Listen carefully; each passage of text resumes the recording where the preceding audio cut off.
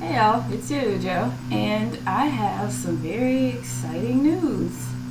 A few days ago, I found out that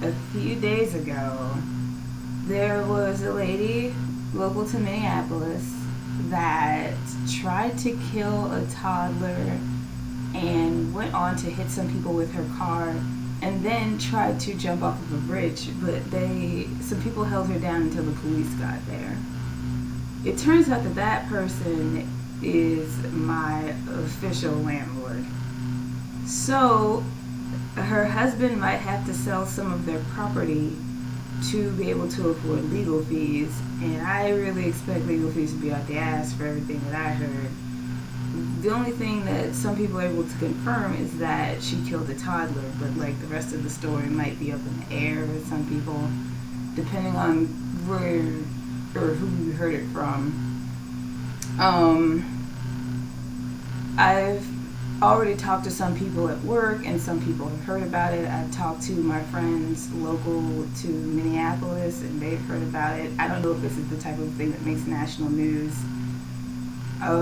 This is going to be my way of addressing it to my out of state and out of country friends. I know this isn't international news. My friends in Australia and Canada probably haven't heard about this, but my friends in New Mexico and Arizona may have heard about this. I didn't hear about it until I was told, because I don't really like watch the news or read the paper or anything. All the news that I get pretty much comes from online feeds. So the house itself may or may not be on the chopping block for property of them to sell. Fortunately, they have a lot of property, so we don't necessarily have to be on the chopping block. But as I've told my local friends, one of them has suggested that it'd probably be best if I moved. Everyone is very well aware of all the other drama that I've been through in the house, and now this is happening. That is something that is just completely out of anyone in the house's control. It's like when we were getting bullied, we were being terrorized by people. And that's the situation that we can control, because we're in the house and we have taken control of that situation, and that situation has come to an end. But this is just so out there. It's like I I've gotten to know quite a few tragic people very closely, and I don't know this person at all. I've never met my land person or land peoples. I've never spoken to them or anything. The only person who's the liaison between them and us is our house manager. So I can definitely say that this experience has taught me a lot about my future housing decisions. When I was making my initial posts, I said that I didn't want to lease and stuff like that, because I wasn't sure how long I was going to be here. But a lot of things have happened to really like put me here for a while. And if I'm going to be here a while, I can't be in such a greatly uncertain situation. Like, this is happening, but there's just been so much other stuff that's just been happening. It's just been this house. It's like nobody that lives here is able to have peace, and that's really unfortunate, because this is like not the best house in the world, but it's good for what it is and for what it does. Like, it's a house. We have running water and electricity, obviously, but like, is it really worth all this drama? And now that this landlord situation has happened, this is like really extreme. This puts the bullying situation to shame practically, because even though they were bullying us, we weren't worried about anything that they could do to eject us from the house. This could possibly have us ejected from the house. The options that I have gone over have been: the house doesn't get sold and everything remains the same. The house doesn't get sold, but the rent goes up. The house gets sold to cool people and things remain the same, or the rent goes up. Or the house gets sold to assholes and we get kicked out. Of course, nothing can happen like extremely. Like, everything has happened over a course of time. And there's also a lease situation involved with someone else is on the lease that can step in, that we do know personally. It's just that there's just so much, and I'm tired. Like, every time I talk to someone, it's like, hey, Pluto, what's up? It's like, oh, people are fucking threatening me in my house. I might have fucking thyroid cancer, and now this. Now my landlord has flipped her shit and tried to kill people and herself. I want to be in a situation where somebody can ask me, how are you? And I can genuinely, honestly say, I'm fine. There is nothing going on. I'm fine. You know what? My life is fucking boring. That's what I want at this point, because there's just been too much excitement that has come with uncertainty, which I guess, seeing as how it's negative hyperactive energy, it's a great big old ball of anxiety rather than excitement, because excitement has a positive connotation. So I don't want to jump into panic mode with like, oh, I need to look for a new place to live or anything like that, because I've already done that so many times, and I'm still in the house. So at this point, it's like, you know what? If worse comes to worse and I get ejected from here, I'm just gonna. I guess I should just settle into being homeless again, because this has been a wild ass ride, and I can be thankful for the education that has come of it. I will definitely be more mindful and thoughtful of my living situation and my roommates, but there's just, the living situation is just so much out of the person's control that lives there when it has anything to do with other people.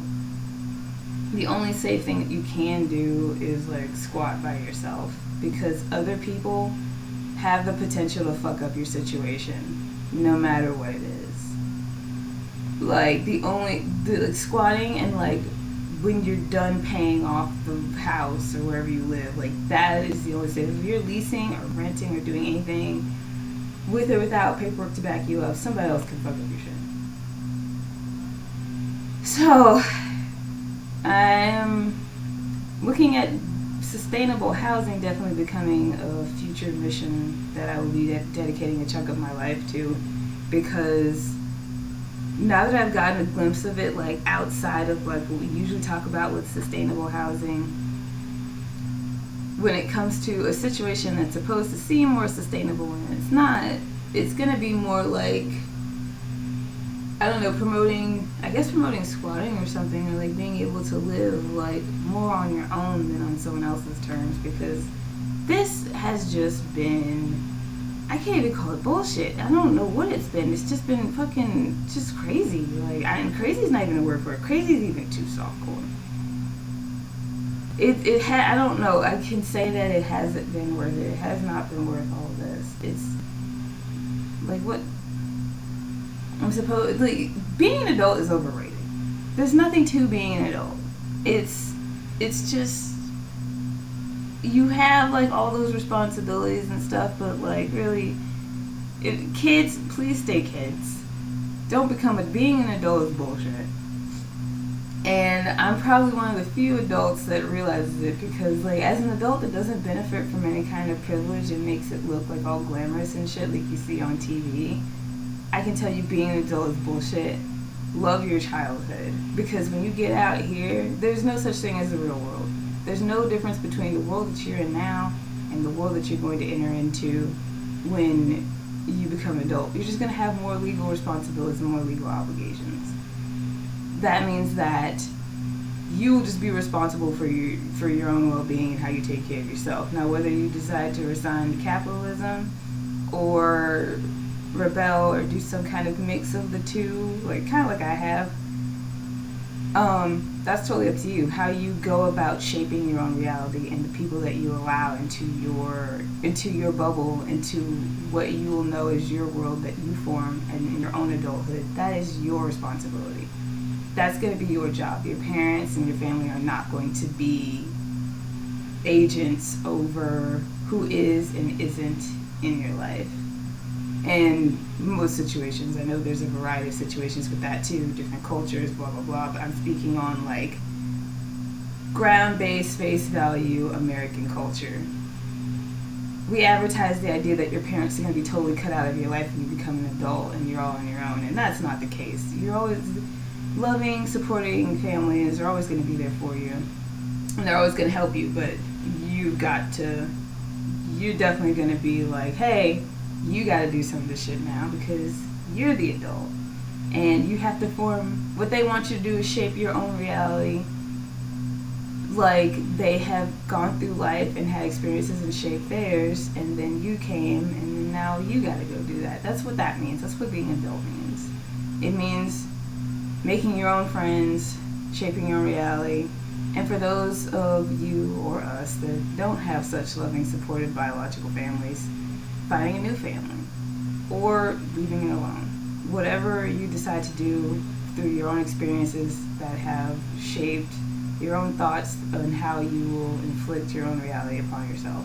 Whatever that means for you. That's what being an adult is. In the meantime, I gotta deal with this shit, and I don't know, the friend that suggested that I look for a new place to stay, like, he's not, I wouldn't take him as a panic mode type. It's, and I admit that I got myself into the situation, you know, everything that's happened has happened because of me.